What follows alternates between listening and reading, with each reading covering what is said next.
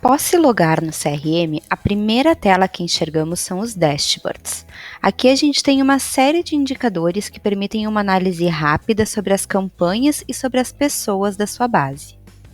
Lembrando que todas as pessoas que compram no e-commerce já vêm direto para o CRM. Mas se por um acaso o teu CRM está integrado com o PMS, com o sistema de reservas do teu hotel, a gente traz também todas as pessoas que compraram por outros canais. Então a gente consegue ver pessoas que compraram por telefone, por uma operadora, por uma OTA, um intermediário, uma empresa, todo mundo que está dentro do PMS também vai estar dentro do CRM, com todas as suas receitas e lançamentos de reserva. Então, aqui na primeira linha, a gente fala da performance das campanhas dos e-mails. Então, a gente pode ver a performance dos e-mails por um ranking de receita, por um ranking de reserva, ou por indicadores de performance, como destinatários, entregues, bounces, visualizações, cliques, spams, etc. Aqui na lateral, a gente consegue mensurar se a gente está olhando para todos os e-mails, tanto pontuais como automatizados, apenas os pontuais ou apenas os automatizados. Importante lembrar que quando o CRM tem uma integração com o PMS, esse ranking de receitas e de reservas não se restringe ao e-commerce.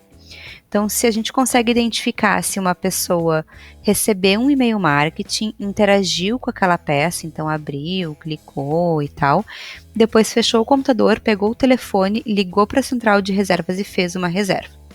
Então, como a gente tem todas as receitas, reservas e pessoas do PMS, a gente consegue entender se o e-mail marketing que a gente disparou teve influência no processo de decisão de compra daquela pessoa, mesmo que ela tenha comprado por telefone. Para isso, a gente determina uma janela de 7 dias. Então, se a pessoa interagiu com a campanha e fez alguma compra dentro de um período de 7 dias, independente da forma como ela comprou, a gente entende que esse e-mail marketing influenciou na compra dessa pessoa. Então, a gente vincula essa receita ao e-mail. Passando para a próxima linha, a gente consegue ver com quem a gente tem se comunicado nesse período. Então, por essa imagem, a gente veria que nas campanhas pontuais, a gente tem se comunicado com pessoas que se hospedaram há mais de 12 meses conosco. Ó.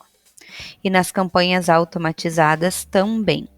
O mais comum é que as campanhas pontuais a gente fale mais com pessoas que se hospedaram há mais tempo, mas nas automatizadas que a gente fale com hóspedes mais recentes, porque muitas campanhas automatizadas são transacionais, tem a ver com a transação, com a compra. Então é muito comum a gente ver esse triângulo com a base para baixo e esse outro invertido com a base para cima. Clicando no gráfico, ele vai expandir e vai trazer a quantidade de destinatários por dia, tanto dos automatizados quanto dos pontuais, nos últimos 120 dias, que é o período da nossa análise. Lembrando que todos esses gráficos que a gente está vendo, todas essas informações, essas linhas de dashboards, possuem relatórios mais específicos e mais profundos a respeito. Aqui é realmente um overview sobre a ferramenta. Passando para a próxima linha, a gente observa a contribuição do Let's Book nesse mesmo período de análise. Esse dash mostra o quanto cada hotel vendeu pelo e-commerce e o percentual que isso representa nas vendas totais. Em contribuição para a rede, a gente exibe a quantidade de receita e de reservas vendida pelo e-commerce por cada um dos hotéis. Já na contribuição para o hotel, a gente mostra o quanto representou as vendas do Let's Book se comparado às vendas totais de cada hotel. A gente apresenta esse share em receita e em reservas. Da mesma forma como nas linhas anteriores, ao clicar no gráfico, a gente vai ter essas mesmas informações, porém dia após dia do período analisado.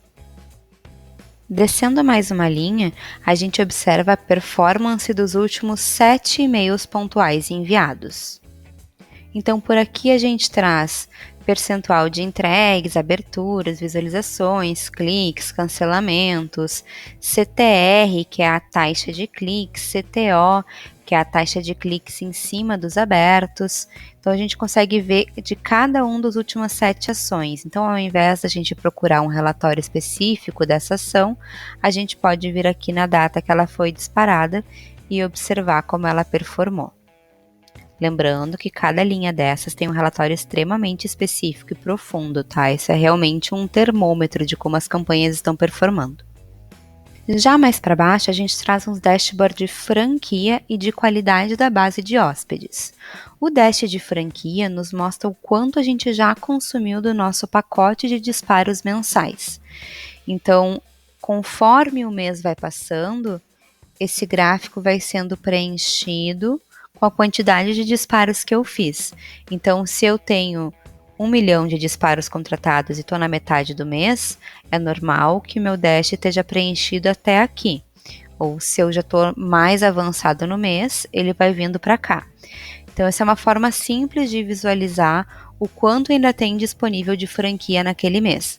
Importante lembrar que se a minha estratégia prevê disparos maiores do que eu tenho contratado, não tem problema nenhum, a ferramenta não vai impedir a sua estratégia de se concretizar, tá?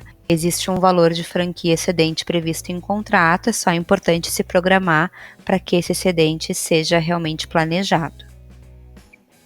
Vale lembrar também que o excedente não é cumulativo, funciona como uma internet de celular, então todo mês a franquia é zerada e tu tem novamente a mesma quantidade de disparos para fazer.